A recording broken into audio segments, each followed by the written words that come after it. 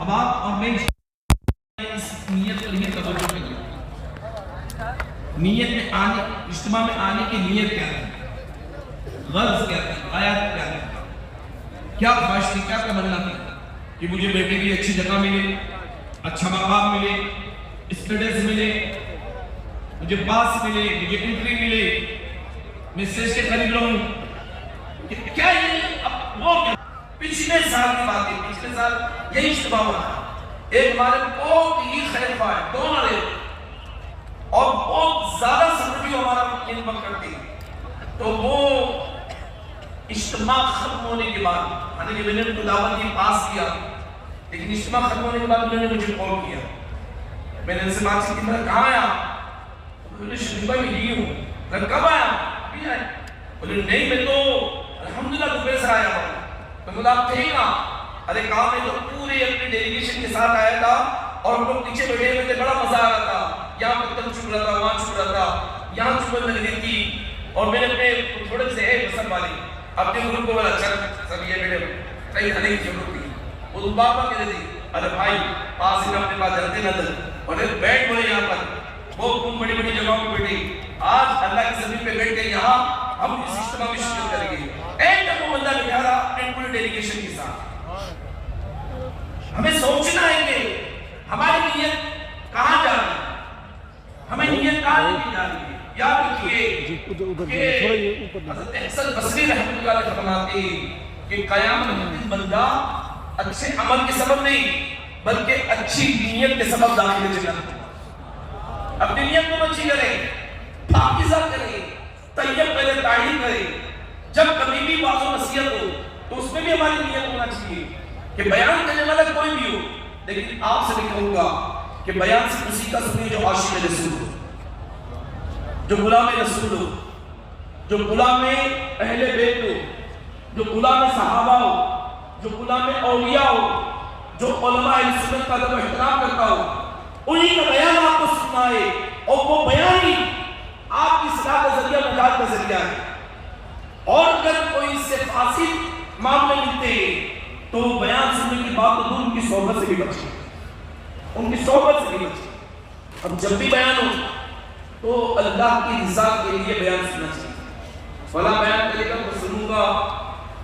میں آپ کو بتا دوں کہ ابھی ہمارے اسلامی بھائی بیان کر رہے تھے، ہمارے مولانا بلال بیان کر رہے تھے. ایک دنوں نے روایت نہیں پیش کری، میں پیچھے سن رہا تھا کیونکہ ساؤنڈ پہ بہت توجہ دے رہا تھا. ایک روایت، صرف ایک روایت گئی.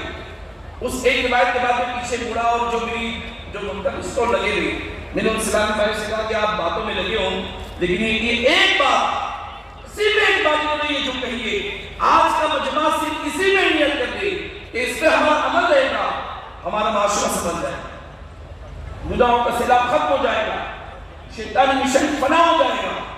لیکن افسوس کی بات یہ ہوتی ہے کہ ہم آتے رہے اور آئے ہو آپ یہاں پر لیکن کوئی بازار کی زینت بنا ہے، کوئی اسٹولوں پہ پھر آپس میں بات کر رہے پھر چھایا بات آپ اپنے آپ کو سمجھی سمجھیں.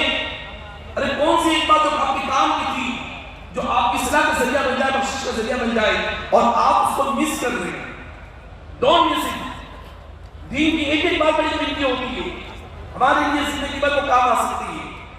اللہ اکبر. میں نے امیر اہل سنت کا انداز دیکھا، میں نے اپنے آنکھوں سے بارہا دیکھا. الحمدللہ پہلا سلسلہ لگ رہا اور ذمہ داران کا تربیت کی سلسلہ چل رہا ہے اور ذمہ دار جو بھی بیان کرتے ہیں امیر سنت کی نگرانی جھکائے، توجہ سے بیان سکتا نگاہ جھکائے. جو آپ درس میں تربیت دلاتے نا، نگاہ جھکائے، توجہ سے درس بیان سننے کی عادت بنائے. وہ آپ کی نگاہ جھکی ہوئی سنجیدگی. اب ہماری بھی نگاہ جھکی ہوگی. علم کے جو آداب ہیں وہ 5 بیان کیے ہیں. پہلا آدم تو یہ کہ خاموشی، بات بیان ہو رہا اور باتیں کر رہے ہیں، یہ ادب ہی نہیں ہے. جو بھی اسٹال میں جاتے میری آواز پہنچ رہی ہے، آپ باقی اب سنجیدگی بھی ہوتی ہے. نگاہ جھکی ہوئی ہے، کوئی دیکھے تو لوگ بڑی سنجیدگی سے بیان کرتے ہیں، بڑی سنجیدگی سے. لیکن بھائی صاحب وہ سنجیدگی ہے کہ نہیں؟ نگاہ تو جھکی ہوئی ہے، نگاہ تو جھکی ہوئی ہے، لیکن آپ موبائل پہ ٹیکسٹ میسج پڑھ رہے ہیں، اس کو میسج فارورڈ کیا، اس کو لگا ہوا ہے، کوئی کو باقاعدہ معاذاللہ کھیل رہا ہے. ابھی اسی جمعہ کی بات ہے، اسی دوسرا جمعہ کی بات ہے، فیضان مدینہ میں ہم 2 جمعہ ہوتے تو پہلے جمعہ میں کچھ اہتمام میں لگا ہوا تھا. خطبہ شروع ہو گیا اور ایک نوجوان خطبہ موبائل میں لگا ہے اور موبائل میں سرچ کر رہا ہے. کوئی یہ نہیں، اس کو کسی بھی عمل کی اجازت نہیں. کھڑے ہیں تو وہی کھڑے رہ جائے، بیٹی کی جگہ نہ ہو تو چلے نہیں. خطبے کے آداب میں سے، لیکن وہ موبائل میں لگا ہوا ٹیکسٹ میسیج کر رہا ہے. مجھے انٹرپٹ کرنا پڑا، اسے کہنا پڑا کہ بھائی موبائل بند کیجیے، خطبہ ہوگا. تب اس نے موبائل بند کیا. یہ حالت ہے ہماری کہ ہم اس کا بھی ادب و احترام نہیں کر پاتے. پھر تیسرا ادب کیا ہے کہ جو بات ہے نا اس کو یاد کرنا، اس کو یاد کرنا. چوتھی بات کیا ہے؟ اس پہ عمل کرنا. اور پانچویں بات کیا ہے؟ اسے دوسروں تک پہنچانا. یہ علم کی آداب ہے. لہٰذا میں آپ سے اپیل کروں گا، التجا کروں گا کہ درس ہو، بیان ہو، جمعہ کا خطبہ ہو، آپ تمام چیزوں کو غور سے سنیں، یاد کریں اور اس پہ عمل کر کے دوسرے تک پہنچانے کی توفیق عطا فرمائیں. صلو علی الحبیب صلی اللہ تعالی علی محمد وعلی آلہ وصحبہ وبارک وسلم. بیٹے بیٹے اسلامی بھائیوں، گلوبل وارمنگ جس کا سلسلہ چلا ہوا اور اس گلوبل وارمنگ نے یہ حالت خراب کر دی. ابھی بھی آج مجھے کئی اسلامی بھائی کہہ رہے کہ بہت گرم ہو گیا، بہت گرم ہو گیا. بالخصوص جو ممبئی کے باہر سے آئے بولے بہت آپ کے یہاں پہ گرم ہے، بہت گرم ہے. کہا کہ ہمارا ممبئی ہے تبر کے طور پہ ٹھنڈی آتی ہے، تبر کے طور پہ. گلوبل وارمنگ نے یعنی بارش کا موسم بھی متاثر ہو رہا ہے، بارش کم ہو رہی ہے، پانی سوکھ رہا ہے، سوکھے ہو رہے ہیں، مویشی مر رہے ہیں، کھیت ہونے والی ہے. یہ گلوبل وارمنگ نے تیز درمیان حالات کو پوری دنیا پریشان ہے. لیکن اس ظاہری معاملے نے ہماری ظاہری زندگی کو متاثر کیا ہے. لیکن ہماری غفلت، علم سے دوری، اخلاقی پستی، قرآن و سنت سے روبرداری، اپنی سوچ اور اپنی فکر کے مطابق زندگی گزارنے نے ہمارے معاشرے کو اس سے بھی زیادہ نقصان پہنچایا. اور وہ نقصان ہے ہمارے آپسی لڑائی، آپسی جھگڑے، آپسی کینے، ایک دوسرے کی حق تلفی، ایک دوسرے کی عزت کی پامالی. اور اس سے اللہ اکبر گھر گھر پریشان ہوتا ہوا نظر آ رہا ہے. یاد رکھیں اے عاشقان رسول، شیطان مردود مسلمانوں میں جھوٹ ڈرواتا، لڑواتا اور قتل و غارت گیری کرواتا ہے.